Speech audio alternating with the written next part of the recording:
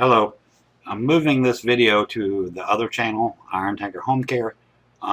Anyway, this video is old. Make sure you read the description, and also where I got the idea to do this was from the Honda forum. This does work. If you don't know how to do it, then or you don't understand it, don't do it. Howdy, folks. I wanted to put this up on YouTube because this was a good fix for it's for a 2000 Honda Accord manual climate control.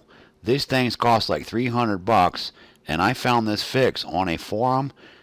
The guy's name started with a H. I will look it up and put the his information down into the description of the video, probably at a later time. But this is what he said to do. This is the behind the scenes, okay? I just put these in order because I shot them on my iPhone, okay? But those circuits right here, I'll put the images up too that I have during this video, okay? But you can see you just solder this right here. Actually, this is a good place to put it right here. So let's pause this and let me throw them up here.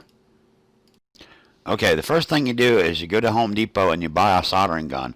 They're like 20 bucks, okay?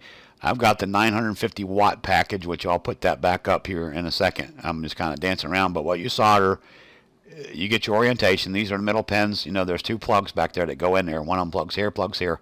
Okay, this is right on the back of the circuit board. You just take it out. You can leave it attached. I removed it from the plate, and you solder this D3 over to this jumper here. You can hardly see it, but right there where my cursor is, there's a line. It's the first jumper past that line, and this does work, okay? So let's pause here. Okay, here I'm just wandering around with the volume's very loud.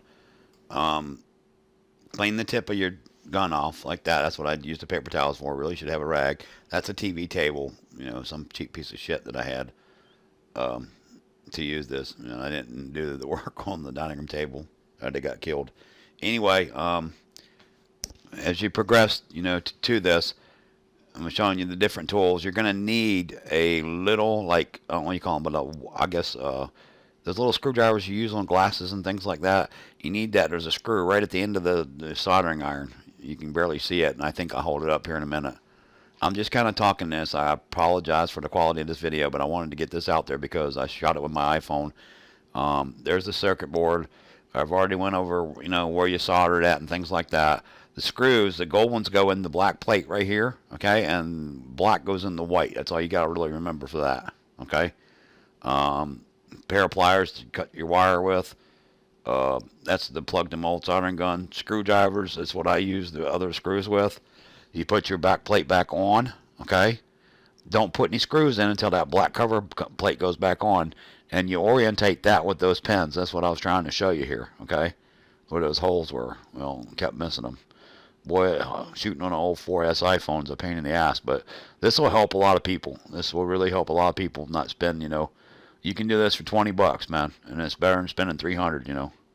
Savings of 250 to 280. That's what these used to go for that I saw on the forums, and this is a popular problem. I did note that, okay.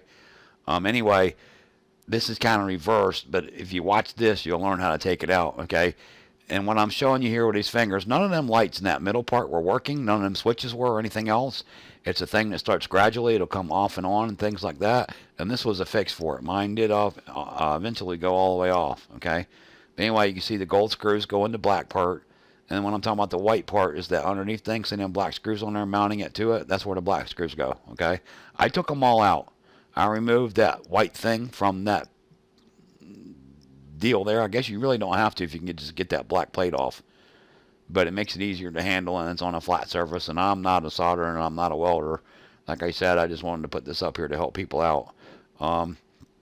At the end of this, I'll let it go a little bit, pardon the F-bombs and things like that, but it's hot and sweat and stuff like that because I live in Florida, so very humid today and things like that. So anyway, but I was very awesomely happy to have this fixed. Again, hats off to that guy. His name started with the H, and if I can find that for him, I will throw a link up in there so to give him proper credit. There was never a movie done on YouTube for this. I'm a gaming person usually, and I don't usually do this, But I wanted to put this up there because these circuit boards should have been a recall on them, but there never was. But these are older Honda Accords, but everybody knows these Hondas, they'll last for years and years and years as long as you take care of them. And in today's world, you want to save as much as you can. Stay out of the stock market. It's what I tell you. But anywhere, like I said, on that dash part right there, they were all buried. But to get it back in there is basically a reversal of this. All you got to do, there's two screws on the bottom, which I didn't show you. I meant to here, and I just missed the boat here.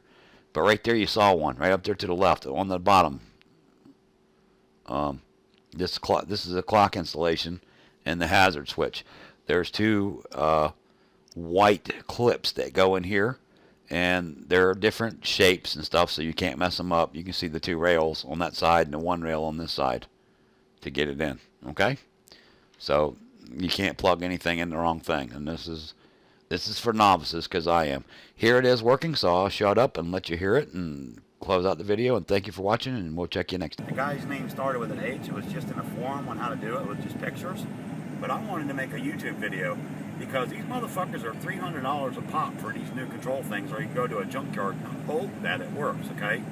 But I have tested everything out. Here, I'll just show you. Light on, light off. This is the defrost, okay? This is the recirc. And this fucker was not working before. Not at all. So this is really cool to hold. And I don't know if you're in the same shape as I am, but I really have my money. When I was younger, I wanted it for beer, but nowadays I can actually use it for different things. Those who know my situation and why I'm doing YouTube videos understand my statements, okay? But fan speed, it's just a fucking awesome fix. So thank you, Mr. H, from that forum. We appreciate it very much. And I'm going to put this on my Iron Tanker website to show people. But this was an awesome fix, putting that jumper in between them two jumper switches. I don't know anything about capacitors and all that kind of shit, man.